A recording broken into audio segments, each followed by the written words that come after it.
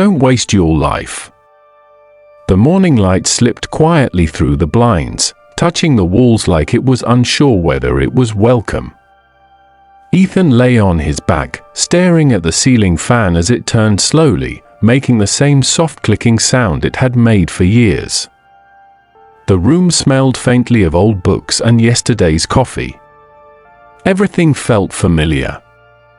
Too familiar. He reached for his phone on the nightstand and checked the time. It was already later than he had planned to wake up. Again. He sighed and rubbed his face, feeling the roughness of unshaved skin under his fingers. Somewhere deep inside him, a voice whispered that this wasn't how life was supposed to feel. But he ignored it. Like he always did, Ethan wasn't lazy. That was the strange part. He worked a steady job, paid his bills, showed up on time most days, and smiled when people expected him to smile. From the outside, his life looked fine. Safe. Acceptable. But inside, something felt empty, like a room that had been furnished but never lived in. As he got dressed, he caught his reflection in the mirror. His eyes looked tired, not from lack of sleep, but from something heavier. From routine. From repetition. From the quiet fear that years were passing while he stayed the same. The drive to work was automatic. He didn't remember turning corners or stopping at lights. His mind drifted back to moments from years ago. When he used to dream bigger. When he believed life was something you chased, not something that simply happened to you. Back then, he wanted to write. Not just emails or reports, but stories. Real stories that made people feel something. He used to imagine readers sitting somewhere far away, turning pages late at night, completely absorbed in words he had created. He remembered how alive that dream once felt. At a red light, Ethan noticed an older man crossing the street slowly, leaning on a cane. The man paused halfway, lifted his head, and looked straight ahead with an expression that was hard to read. It wasn't sadness. It wasn't happiness either. It looked like reflection. Like someone who had lived long enough to understand the weight of time. For reasons Ethan couldn't explain, that look stayed with him all day. At work, the hours dragged. Conversations repeated themselves. Complaints sounded the same. Jokes felt recycled. During lunch, he sat alone with his sandwich, watching people scroll through their phones, barely speaking. Everyone looked busy. Everyone looked tired. He wondered how many of them felt the same way he did but never said it out loud. That evening, instead of going straight home, Ethan found himself driving without a clear destination. He turned down streets he rarely used, passing small houses, old diners, quiet parks. Eventually, he pulled over near a public library he hadn't visited since college. The building stood there like it always had, brick walls glowing softly in the setting sun.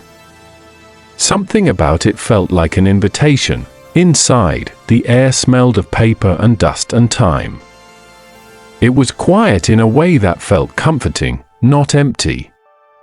Ethan wandered through the aisles, running his fingers along book spines, reading titles without really thinking. That's when he noticed a man sitting alone at a wooden table near the window. The man was older, with silver hair and a posture that suggested years of discipline. He was writing in a notebook, slowly, carefully, as if each word mattered. Ethan didn't know why, but he felt drawn to him. After a moment of hesitation, he walked closer. The man looked up and smiled warmly, the kind of smile that didn't rush or judge. Looking for something? The man asked. I'm not sure, Ethan replied honestly. I think I might be. The man chuckled softly. That's usually how it starts. They talked. At first, it was small talk. About books. About the quiet of libraries. About how rare it was to see someone just wandering these days instead of searching for something specific. Eventually, the conversation drifted deeper, as conversations sometimes do when strangers feel unexpectedly safe with each other. I feel like I'm wasting my life, Ethan admitted, surprising himself with his honesty. I do everything I'm supposed to do, but it feels like I'm standing still. The man closed his notebook and leaned back in his chair. He didn't rush to answer. Most people don't waste their lives by doing nothing, he said gently.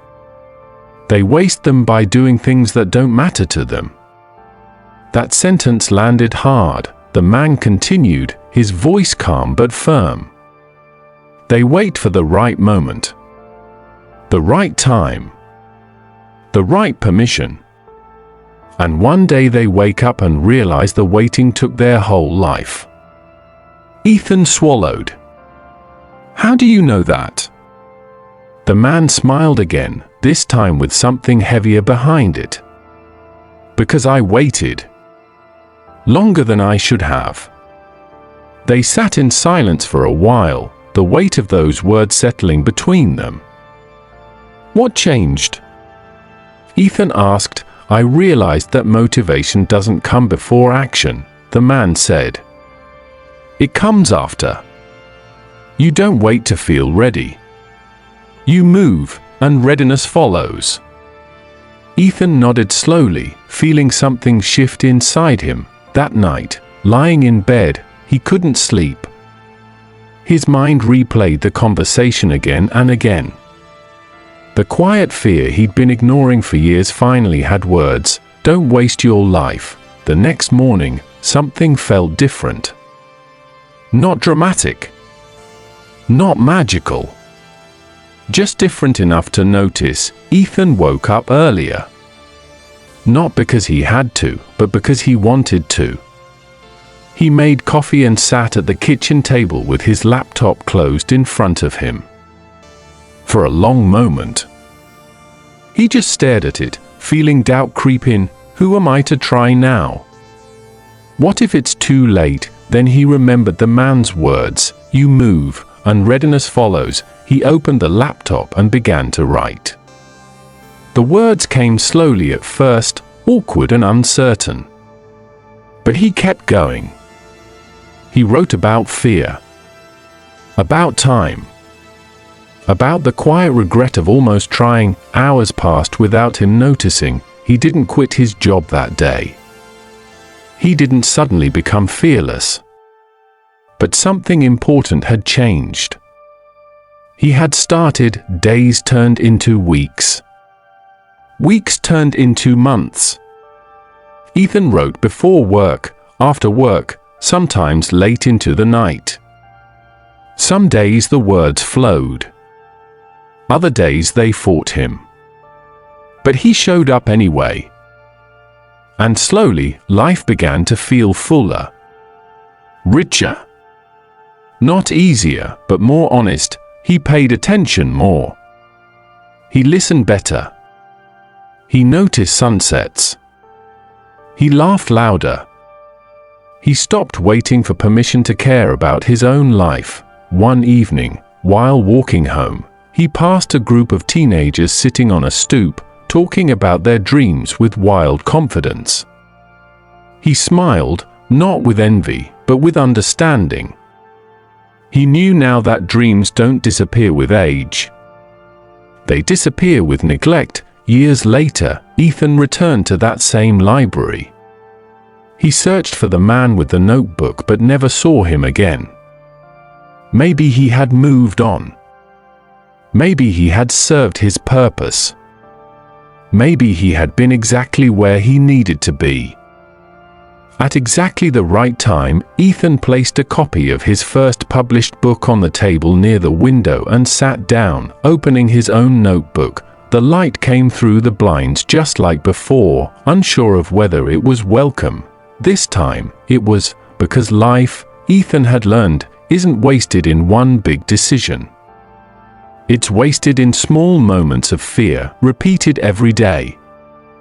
And it's saved the same way, by choosing to begin, by choosing to care, by choosing not to wait. If this story made you think, or helped you practice your English, or gave you even a small spark of motivation, remember this: I share stories like this every day. Subscribe so you don't miss the next one.